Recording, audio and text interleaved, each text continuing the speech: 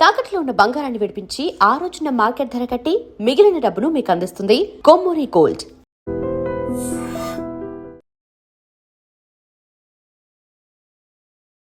నమస్కారం, welcome to iDream.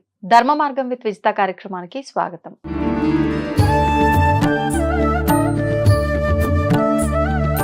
ప్రస్తుతం మనతో పాటు ఉన్నారు ప్రముఖ జ్యోతిష్య వాస్తు పండితులు, లలితా ఉపాసకులు నానాజీ పట్నాయక్ గారు. ఇప్పుడు వారితో మాట్లాడదాం.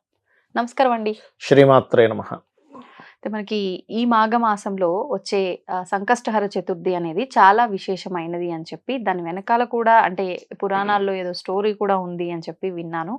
ఎందుకు అంత విశేషం ఈ మాఘమాసంలో వచ్చే సంకష్టహర చతుర్థి? దాని గురించి. అంటే మాఘమాసంలో సర్వసాధారణంగా ఏంటంటే నదీ స్నానాలు చేస్తారు, మాఘపాటి ఆదివారాలు చేస్తారు, మాఘమాస పౌర్ణములు చేస్తారు.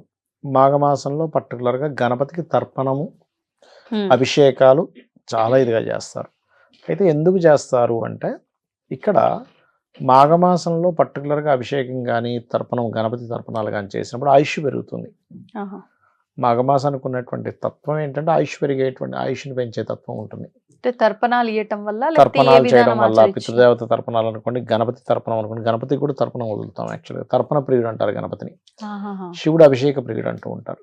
అలా ఈ మాఘమాసంలో ఎవరైతే చంద్రశేఖర అష్టకం చదువుతారో, మన జన్మజాతకంలో అష్టమ స్థానం పాడవుతుందండి. అష్టమ స్థానము, మూడో స్థానము పాడై ఆ మహాదశలు అంతర్దశలు వస్తూ దానికి మరలా మారక బాధక ఫలితాలు అంటారు. అంటే మారక స్థానాలను 2-7 ఫలితాలు కనుక వస్తే మరణం జరుగుతుంది.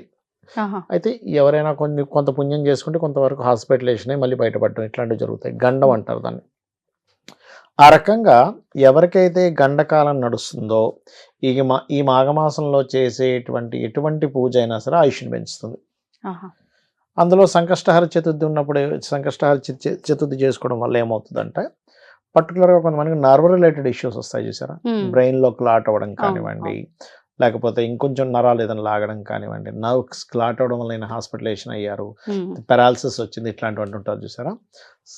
గణపతిని ఆరాధించడం వల్ల ఆ క్లాట్స్ పోతాయి.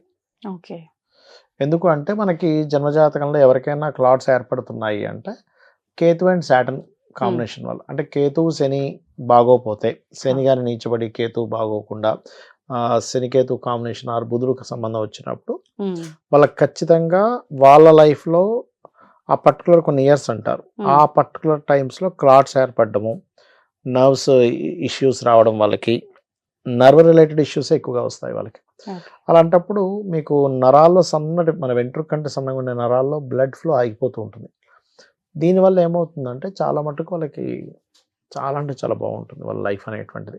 అది కేవలం అది ఒక్క దగ్గరే కాదు, వాళ్ళ లైఫ్లో ఇతర కారణాల వల్ల ఆగిపోతుంటాయి. కొన్ని పనులు బ్లాక్ అయిపోయిందండి, ఆ పనులు ఆగిపోవడము, ఒక వివాహం ఆగిపోవడం అనుకోండి, ఒక బిజినెస్ ఆగిపోవడం అనుకోండి, ఇవన్నిటికీ కూడా సంకష్టహర చతుర్థి. అందులో పర్టికులర్గా మాఘమాసంలో చేసేటువంటి తర్పణాలు మరింత బ్రహ్మాండంగా వాళ్ళకి ఫలితాలు ఇస్తాయి. అయితే ఇక్కడ మనం ఎంత నమ్మకంతో చేస్తున్నాము ఈజ్ మోస్ట్ ఇంపార్టెంట్. ఏదో వీడియోలు చెప్పారు మనం చేద్దాము అన్నట్టు కాకుండా కంప్లీట్గా నమ్మి చేయాలి. నమ్మకమే భగవంతుడు చెప్పాలంటే. అంటే నమ్మకము అంటే భగవంతుడు ఉన్నాడు, మేము అనుకున్నది తీరుస్తాడు, లేకపోతే మా కష్టాలను తొలగిస్తాడు అనే నమ్మకమా, లేకపోతే అంటే ఎటువంటి నమ్మకం? భగవంతుడు ఉన్నాడని నమ్మకం. ఉన్నాడన్నప్పుడు మీరు మీ ఇది వేరే ఉంటుందండి. ఇప్పుడు ఎగ్జాంపుల్, ఇక్కడ ఎవరో ఉన్నట్టు ఒక కుర్చీలో ఒక మనిషి ఉన్నాడని ఫీల్ అయ్యి మీరు ఏదో యాక్టింగ్ చేయడం వేరు, నిజంగానే ఉన్నాడని ఫీల్ అయినప్పుడు వేరే ఉంటుంది కదా. పక్క రూమ్లో మీ అమ్మగారు ఉన్నారనుకోండి ఉదాహరణకి, ఆ పిలుపులో వేరే ఉంటుంది. అంటే ఎంత గట్టిగా పిలిస్తే ఆవిడ పలుకుతుందని. ఒకసారి పిలిస్తే పలకపోతే ఇంకోసారి పిలుస్తారు. అరే ఏమైపోయినా పిలుస్తుంటే పలకట్లేదు అని అనిపిస్తుంది. కానీ లేదు, మీకు పక్క రూమ్లో మనిషి లేడు అని తెలుసు, కానీ ఉన్నట్టుగా ఫీల్ అయ్యి పలకాలంటే మీరు లోపల నుంచి రాదు. ఎలా పిలుస్తారు? లేదు అంటే మీ మైండ్లో లేదా ఇంకో స్టేజ్ ఉంటుంది, ఉందో లేదో తెలియదు అనుకోండి, అనుమానంగా పిలుస్తుంటారు. అంటే ఇక్కడ ఏంటంటే మీ మైండ్లో భగవంతుడు ఉన్నాడా లేడా అనే కన్ఫ్యూజన్ ఫస్ట్ క్లియర్ చేసుకోవాలి. ఉన్నాడు అనడానికి ఏమిటండి అంటే, మనకు అనేకమైనటువంటి పురాణాల్లో ప్రత్యక్షంగా అతను రావడం ఇవన్నీ కూడా మనం ఉన్నాయి. అంతదాకెందుకు, నేను మొన్న రీసెంట్గా మాకు ఒక 1 year బ్యాక్ మా పెద్ద అబ్బాయికి ఒక ఆయన అయితే ఆంజనేయ స్వామిని చూపించాడు డైరెక్ట్గా. అవును, మనం క్రిందటిసారి కూడా మాట్లాడాం చేసాం. కదండి. ఆంజనేయ స్వామిని చూపించాడు, చనిపోయిన మా అమ్మ నాన్న మా అత్త మామని కూడా చూపించాడు ఆయన పిలిపించి. అంటే ఏమిటంటే చూపించడము అంటే కళ్ళ Visual గా, వాళ్ళ బింబం కనిపిస్తుందా లేకపోతే ఏంటి? మీకు ఈ కెమెరా ఎలా కనిపిస్తుందో అలా డైరెక్ట్ కనబడింది. నేను అడిగా మా అబ్బాయిని, అని నీకు ఎంత క్లియర్ కనిపిస్తుంది అంటే, ఏదో వెనకున్న కట్టనేం కనిపించట్లేదు, వెనకున్న కట్టను మొత్తం క్లియర్ అయిపోయి కనబడుతుంది. కాకపోతే ముట్టుకుందామని ప్రయత్నం చేస్తే చెయ్యి మాత్రం లోపలికి పోతుంది. అంటే సినిమాల్లో చూపించినట్టు. సినిమాలో చూపించినట్టుగా ఏదో మొత్తం మీద అట్లా 2 సార్లు చూపించాడు, ఒకసారి కూడా కాదు. పోనీ అదేమైనా ఇమాజినేషన్ లేకపోతే ఏదైనా ఒక ఇల్యూజన్ లాగా ఒక మెస్ప్రైజ్ చేశాడు అనుకుంటే, మరి నువ్వు కళ్ళు మూసుకుంటే తెరిస్తే పోవాలిగా. అవును, ఇలా దండం పెట్టుకొని ఇలా చూడగానే మళ్ళీ సేమ్ ఉంటుంది అక్కడ. ఒక కట్టెన్ ఉంటే ఎలా కనిపిస్తుంది, మనకు గోడ ఉంటే ఎలా కనిపిస్తుంది, సేమ్ యాజ్ ఇట్ ఈస్ అలాగే కనిపిస్తుంది 2 times కూడా. ఒక్కరికి కాదు, ఇప్పుడు 40-50 మంది చూపించాడు ఆయన ఒక 20 సంవత్సరాల పీరియడ్లో. అయితే అతను చెప్పేదాన్ని బట్టి లేకపోతే నేను నా ఎక్స్పీరియన్స్ బట్టి నాకు అర్థమైన విషయం ఏంటంటే, రకరకాల డైమెన్షన్స్లో రకరకాల ఎనర్జీస్ ఉన్నాయి. భగవంతుడు అనుకోండి, యక్షులు అనుకోండి, గంధర్వులు అనుకోండి, లేకపోతే పితృదేవతలు అనుకోండి, అప్సరస్సులు అనుకోండి. ఆ డైమెన్షన్ మనకు కనెక్ట్ అయినప్పుడు మన కంటికి కనబడుతుంది.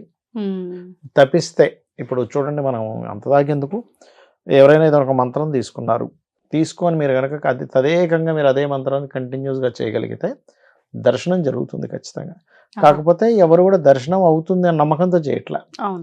మనకి ఎక్కడ అవుతుందిలే, మనం పాపాత్మలం, అంత సీన్ లేదు, మనం చూస్తే మనం ఉండగలమా, తట్టుకోగలమా, అసలు నిజంగానే కనబడుతుందా, అసలు నిజంగానే ఉంటే కదా కనబడాలి, మనం ఫీల్ అవుతున్నామేమో భగవంతుడు ఉన్నాడని, లేకపోతే ఏదో ఎనర్జీ రూపంలో ఉంది, ఆ ఎనర్జీ భగవంతుడు.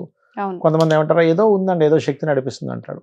కానీ 100% మీరు ఏ ఆకారాన్ని అనుకుంటే అది ఖచ్చితంగా 100% కనబడి తీరుతుంది. మీకు తను సిద్ధిస్తుంది. మీరు ఏదైనా అనుకుంటే పని కూడా అవుతుంది. పని చేసి పెడతాయండి దేవతలు. దేవతలు పని చేసి పెడతాయి. మీరు ఒక మంత్రం మీకు సిద్ధించింది అనుకోండి, ఇప్పుడు ఎగ్జాంపుల్ మీరు ఉన్నారు, ఒక మంత్రం సిద్ధింపజేసుకున్నారు, మీకు పలానా ఇబ్బంది ఏదో ఉంది, చెప్పారు అమ్మవారికి, అమ్మాయి ఇట్లా అవుతుంది ఏంటి అని, వెళ్ళి అక్కడ క్లియర్ చేసుకుని వస్తుంది ఖచ్చితంగా దేవత. ఇంకా అందులో డౌట్ ఏం లేదు. కాకపోతే మీరు నిష్టగా రోజు అదే పనిగా 3 కాలాల్లో కూడా 2 సార్లు అయినా సరే రోజుకి కనీసం ఒక 10 మాలలైనా తిప్పాలి. కంప్లీట్ నమ్మకంతో ఆ పూజ చేసేటప్పుడు కూడా అక్కడ అమ్మవారు ఉందనే భావంతో మీరు నైవేద్యం పెట్టడం కానీ, పుష్పాలు పెట్టడం కానీ ఉంది. ఇంకా కంప్లీట్ అక్కడ ఉంది. మనకు కనబడేది విగ్రహం కాదు, మనం ఒక ఆకారం మనకు అర్థం అవ్వాలని పెట్టుకున్నాం అని కనుక మీరు ఎప్పుడైతే చేస్తారో ఖచ్చితంగా ఫలితం ఉంటుంది. అలాగే సంకష్టహర చతుర్థి ఎవరైతే నిష్టగా చేస్తారో 100% వాళ్ళ లైఫ్లో ఉన్నటువంటి ఆటంకాలు తొలగిపోవాల్సింది. అందులో డౌట్ లేదు. ఏ విధానంలో చేసినా కూడా మీరు భక్తి ప్రధానం రూపంలో చేస్తారు, పూజ రూపంలో, మీరు అన్నట్టు మంత్ర రూపంలో, మీరు ఎలా చేసినా నమ్మకం ముఖ్యం అంటున్నా నేను.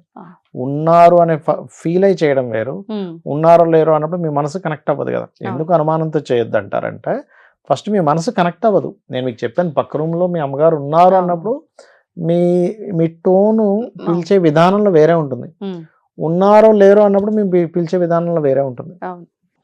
అంటే పరిస్థితులను బట్టి ఇంకా మనం ఎలా అయితే మాట్లాడతామో, అంటే మీ మనసు, మీ ఆలోచన, లేకపోతే మీ నమ్మకం ఎంతవరకు కనెక్ట్ అయిందనే దాని మీద దేవత అనుగ్రహం ఉంటుంది. మీ భక్తి, ప్రధానంగా భక్తి.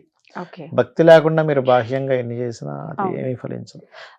అంటే కొంతమంది చెప్పింది ఏంటంటే, సంకష్టహర చతుర్థి ఒక్కసారి కనుక మనం స్టార్ట్ చేస్తే, అది మనం ఏ రకంగా స్టార్ట్ చేసినా ఖచ్చితంగా కొన్ని వారాలు, వారాలు కాదు, కొన్ని టైమ్స్ ఖచ్చితంగా చెయ్యాలి అని చెప్పి అంటూ ఉంటారు. ఇది వాస్తవమేనా? అంటే 21 సార్లా, 9 సార్లా అట్లా అని చెప్పి ఒక సంకల్పం పెట్టుకోవాలండి. సంకల్పం చెప్పుకొని చేసుకోవచ్చు.